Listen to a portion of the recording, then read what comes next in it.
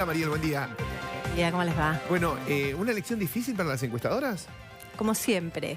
Sí, la verdad es que uno veía como, me parece que en términos generales, nosotros tuvimos una primer foto donde comenzaron a aparecer los candidatos, donde por ahí uno medía más por espacio, Bullrich estaba por encima. Cuando empezamos a medir candidatos, ahí Cristina aparecía en primer lugar. Nuestra última encuesta tiene 4 puntos, nos había dado 4 puntos arriba Cristina, que la terminamos el miércoles pasado, la publicamos el jueves, la difundimos ¿Con qué el jueves. diferencia, Mariel? 4 puntos, Cristina por encima. ¿Y tus colegas estaban por eso también? Y estaban en general, la mayoría mostraba una victoria de Cristina Fernández, algunos por más puntos, y la realidad es que había muy pocas que tenían apenas un empate, ¿no? ¿Y vos qué crees? ¿Qué es lo que cambió ese escenario para que estemos hablando de una ventaja leve de Esteban Bullrich sobre Cristina Kirchner? ¿Qué factores? Mira, nosotros lo que decíamos era, la verdad es que hoy la gente todavía hay muchos indecisos, no sabe muy bien qué es lo que va a hacer, no sabe qué va a votar ahora o si va a votar después en octubre lo mismo, no sabemos si va a haber voto estratégico. La verdad que había muchas indefiniciones, ¿no? Incluso el nivel de asistencia, que al final terminó siendo un nivel de asistencia altísimo, ¿no? En términos de unas PASO.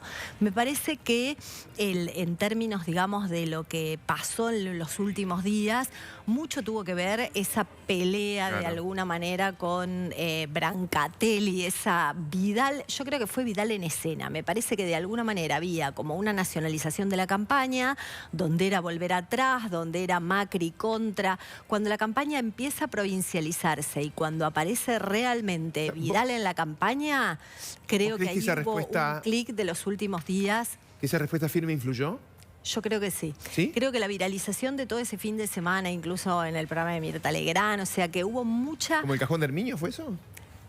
No sé si tanto, pero yo creo que hubo los últimos días también un acompañamiento a ver esa Vidal que realmente uno sentía. Vidal, ¿qué es lo que tiene? La gente le cree, la verdad que la gente empatiza con ella porque le cree, le da tiempo y me parece que fue como muy poco, venía una campaña como muy light, ¿no? Como sin mucha emoción, como que parecía que nadie se movilizaba por lo que estaban pasando los bonaerenses. Me parece que esa reacción de Vidal tuvo un efecto importante y tal vez fue lo que hizo el cambio. Evidentemente también hay un margen de error y uno un poco lo que decía era ese. A ver, estamos hablando de 4 puntos en una campaña que son unas PASO y que hay mucho nivel de gente que todavía dice que no está decidido, que podría cambiar su voto. A ver, Mariel, miremos hacia el 22 de octubre. Sí. ¿Este es el piso de Esteban Bullrich y el techo de Cristina Fernández de Kirchner?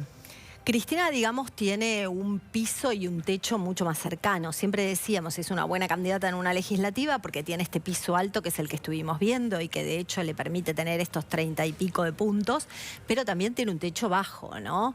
Esteban Bullrich tiene mucho menos nivel de conocimiento y también podría crecer más porque tiene un techo que es más alto y además también está que hay mucha gente que vota ganador, ¿no? Entonces, una vez que se genera como un auge, digamos, de que cambiemos hacia una excelente elección y que la gente está apoyando, es probable que más gente lo apoye. De las personas que no fueron a votar, de ese padrón que falta todavía, ¿se inclinan más para Cambiemos?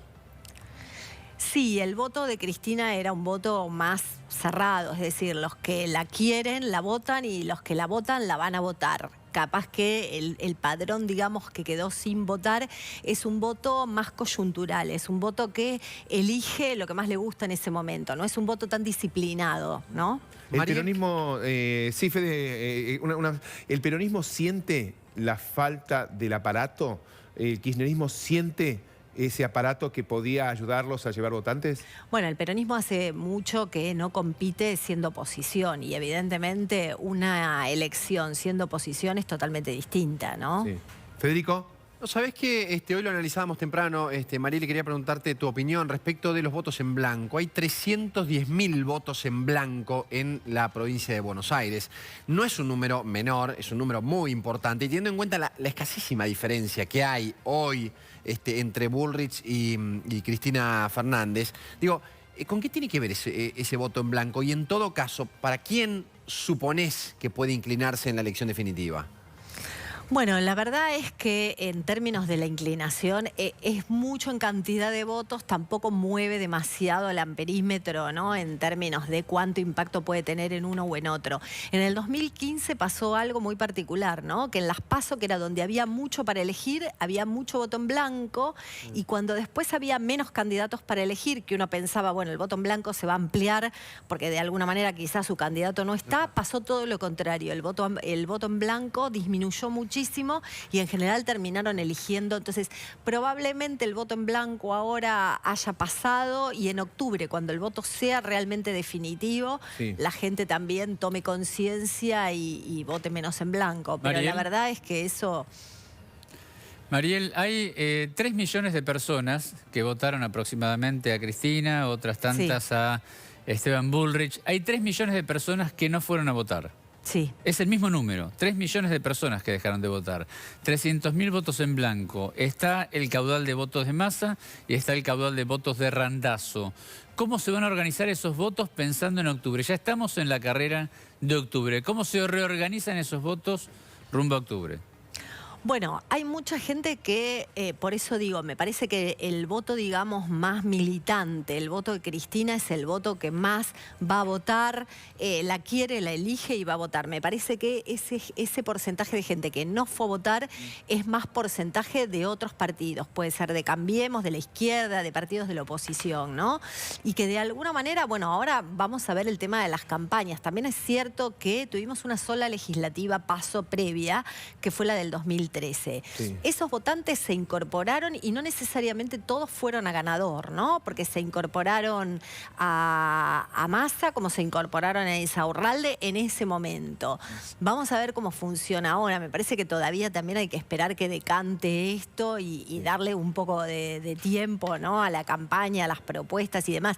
Pero no hay una conducta establecida, no hay que, porque el voto en blanco fue blanco y ahora se va a repartir. La verdad que lo que estamos viendo también es que esto de decir, esto nunca pasó, lo que nos pasa es que en algún momento pasa. Así como cuando en un momento decíamos, es difícil lo de Vidal porque tienen que cortar 6 puntos de boleta que nunca se corta, en un momento se cortaron, ¿no? Entonces también hay cosas que están cambiando. Trabajo difícil para los encuestadores, Mariel. Sí. ¿No? Sí. Muy difícil, digo. Es difícil. 2 datos. Está por hablar el ahora candidato Esteban Bullrich. Lo vas a tener en vivo en Todo Noticias. Otra cuestión, los fiscales. O sea que hay secretarios de Estado que fueron a fiscalizar. Es el caso del viceministro Galliani, el jefe de asesores Sandleris, el secretario de Hacienda Rodrigo Pena, el jefe de gabinete Sigal, secretarios de Estado fiscalizando. La pregunta es, la fiscalización, controlar que no haya trampa, Sí. ¿es importante en un esquema del PJ y el kirchnerismo sin aparato? Sí, totalmente, totalmente. Siempre es importante la fiscalización, siempre fue importante la fiscalización en la provincia de Buenos Aires. De hecho, ayer se hablaba de algunas irregularidades en torno a la escasez de boletas. Y Como la boletas truchadas. Sí, la Cámara Electoral dijo, a ver, nosotros tenemos boletas por las dudas, pero digamos, los espacios y los fiscales son los que se tienen que ocupar de que las boletas estén. Por eso también cuando se vuelve a hablar del voto electrónico y cuando se vuelve a hablar, no te digo del voto electrónico, pero al menos el de boleta única tiene que ver con darle también la posibilidad a los espacios que no tienen capacidad de tener tantos fiscales a que compitan en las mismas condiciones, ¿no? Mariel Fornoni, de Management and Fin. Gracias, Mariel. No, por favor. Tenemos que hacer una pausa.